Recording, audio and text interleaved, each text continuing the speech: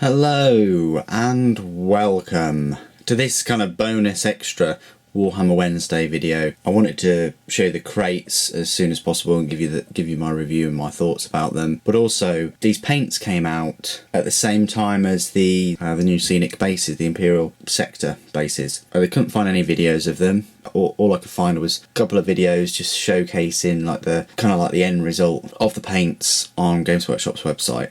And I always like to look at other people's videos on different paints and technical paints, things like that. So this might start a trend. I'm definitely going to be doing some showcasing and things of the Forge World paints. I've pretty much got all of them, and I'll be showcasing them. I don't know whether I'll do each one. They're basically the gemstone paint collection. What you do is you've got your model and it's painted, and you put a coat of this on first, Stormhost Silver. Then you can choose one of these three colours, the red, the blue or the green, to sort of paint over them. Then that will get you sort of like a gemstone. These paints, these three are technical, and this one is a layer paint. And what they do is they've sort of like got gloss and varnish already in them. I know that some people like to do their gemstones and things with a dark colour, then they might wash that, then they might put layers of light colour towards the edge, finally with a little bit of, I'm talking about red now, finally with a little bit of orange on the edge too, and then a drop of white on the opposite side. That's fine. If that works for you, continue doing that. It does work for me. I've got a model here that I'm going to demonstrate on. Oh yes, I'm not just going to talk about these. You're going to see them in action.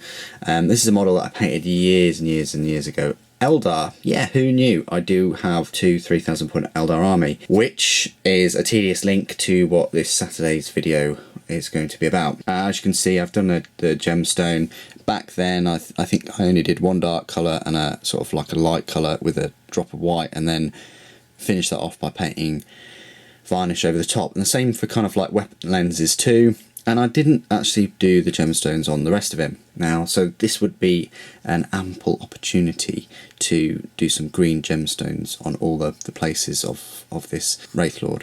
I was quite pleased with the bone, but then I think I spoilt it by washing it with brown that sort of like made it shiny, so I'll probably be dry brushing it again with Ubshabti bone at some point. But this video is all about the gemstones. So what we'll do is we'll take a paintbrush. I've got a really cheap paintbrush here. No, it's not that cheap. It's basically the finest sable in the world, made in England. What I'm going to do is, there'll be a video about Winsor & Newton brushes at some point, and I'll just talk to you about that. So, best thing you can do is, I'm going to start off with this silver. Give it a really good shake. Shake it like a Polaroid picture. Taylor Swift, shake it off. And once that's shaken up, we'll have a little look inside. Oh, lovely, lovely. That's ready to go. Obviously, I've wet the brush as well. This is sort of like my first kind of like painting tutorial sort of video, so it's going to be very haphazard. Just dab a little bit on there. I usually use the edge of the pot. I know that's really naughty, but I'm just doing it to save some time. Let's go for this one down here.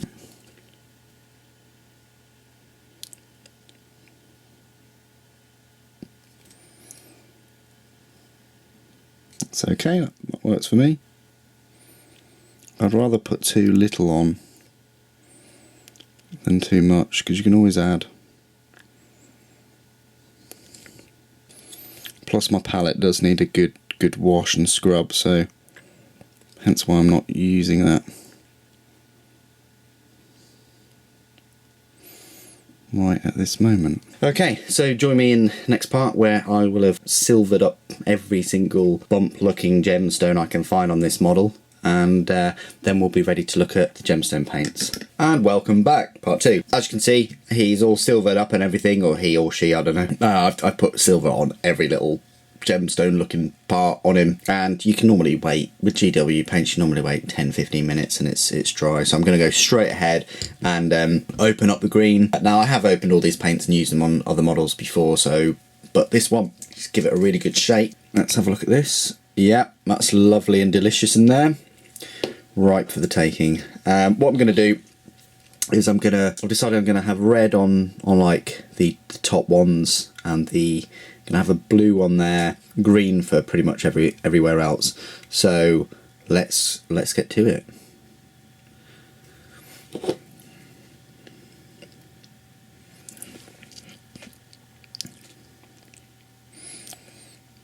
Now you may need 2 coats, but I'm going to put quite a big thick splurge.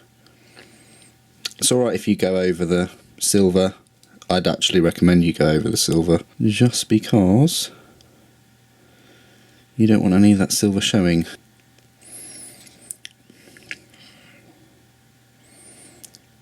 Quite a thin sort of paint as well.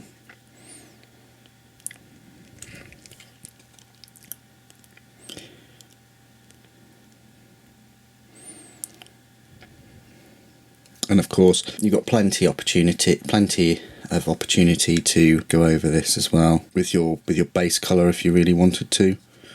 So all I'm doing is just picking out these silver areas. I think you'll find that looks quite nice, warpstone sort of glowy. It's quite a light colour, but the way the light sort of catches it, it's difficult to sort of pick out on camera, but the way the light catches it, it's quite light at the top, and then there's a natural darkness towards the bottom, whichever way you look at it. So it gives off that kind of gemstone appearance, which is great. Let's do a different colour now, shall we?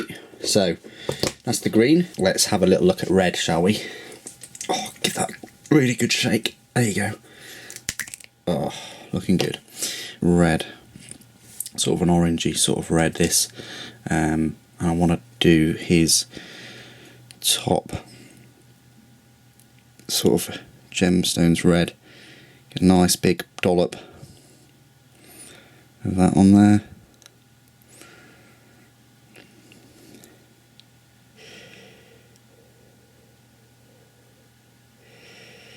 So yeah, no need to varnish. Sort of got the varnish already in it. Quite a tricky model, because this one is the old metal model. So if I drop him, he probably will disintegrate. Not like Eldar at all, obviously, as we all know, but yes. So got some red ones going on there. Yeah, I'm happy with those red there. I think that's all we sort of need. And I'll put a little red for it for the lens. Now you can do this for like Space Marine lenses. That would work quite well, but of course again you'd have to paint the lenses silver. That might be a bit tricky, and then obviously finish them off with this. I'm not sure, it'll still give a good effect. I might do an example of that in a future video, but for me at the moment I like painting the Space Marine eye lenses dark red, then washing it so you get just the little recesses that are a little bit darker, and then I like to sort of build up towards the middle of the eyes, and then put a little white dot towards the back end of the eye, or the lens, and then once that's all dried I then go over with a bit of varnish, and that works out quite well. Probably got a good example here, maybe, if you can see it. Sorry, my camera's really shit, isn't it? No, it's not. But as you can see, I've gone dark and then washed it in there, and then light towards the end, and then a tiny little white dot. The detail is so minute that even the camera struggles to pick it up. That's the way I've sort of done Space Marine eye lenses. I think it works quite well. And likewise for lenses, find a good example, sort of like for gun lenses, the other way that I've done them is dark colour, wash, and then gradually build up lighter to like the moot green. That's the one I was looking for. You could even very slightly put a very small bit of white on the edge, but I tend to just leave the white for the opposite side. So that's a sort of lens, and then I put varnish over it, and it gives a nice shiny sort of lens look. But with these paints you've got the opportunity of trying something different. So let's try the blue finally. Again, give it a really good shake. This looks quite sticky, this one. And all I'm going to do for the blue is just put him on there, like so. They're really shiny, these paints, I like them. Try and cover all of the silver as you can. The more of the paint you put on, the sort of like more gemstone effect it sort of makes, and you don't want any silver showing. So yeah, I really like that. little kind of work in progress. What I'll do is I'll finish up this model. I'll finish up all the gemstones on the model at least, and then show you sort of like the finished product. So join me in the next part. And welcome to part Z. What I've done is I just kind of roughly, I haven't even gone around where I've painted to just to tidy up, but I've roughly splurged a load of this gemstone paint all over this model on the gemstone bumps everywhere. Maybe I'm thinking I should have gone for red or blue on the weapon as a bit of a contrast to the green on the wraith bone itself, but I don't know. I like it. I like the all the green gemstones and things. Oh, there's a spider on me. Get off. I think it's come out quite well. I really like the blue. The red's okay. The thing is, you can put extra layers on, and it's varnished anyway, so it's nice and shiny. It pops out. It gives you like an extra texture to your painted model. The camera honestly doesn't do it justice. There's a lot more. I've got this light on it, but looking at it in real life, there's a lot more dark and depth to it. It's difficult for the camera to sort of pick it out. Through the camera, I'm just looking at quite a light, shiny green, but in real life, it's a lot darker, and there's more kind of colour variation. They really do look like gemstones, but it's difficult for, like I say, the camera to pick it out.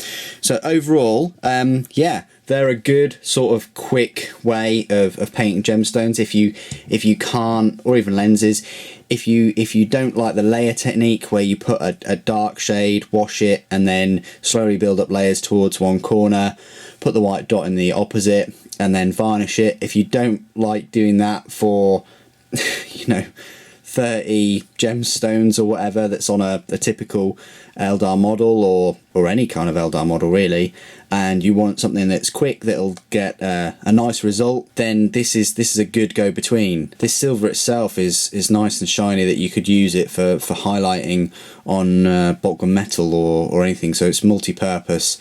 And the same with these, they're sort of multi-purpose in that for command consoles on your Imperial units, or even lenses, tank visors, things like that, dreadnought visors. It's only limited by your imagination for the application of these technical paints. So that's pretty much my sort of end look at review, I suppose you call it, of these new technical paints and the silver. I think they also do a couple of other metallic paints which you can just splurge them on Necrons and then put a wash on, and they're pretty much done, and they sort of give you a very nice thick shiny metallic colour. You'll wash that and then it'll still be sort of shiny, but you'll get some depth. So I think it's great that they've done that Games Workshop have brought out these kind of quick wins to get you some semi-decent results. But anyway, do you have the paints? What do you think of them? Have you seen them in action? By no means are they a complete replacement for tried and tested ways of painting gemstones and things, but for people that want to get armies done quite quickly, or they can't handle that much level of detail, then they're a great sort of addition to the paint range. Anyway, what do you guys think of them? Put it in the comments below as always. Thank you for watching. The Emperor Protects.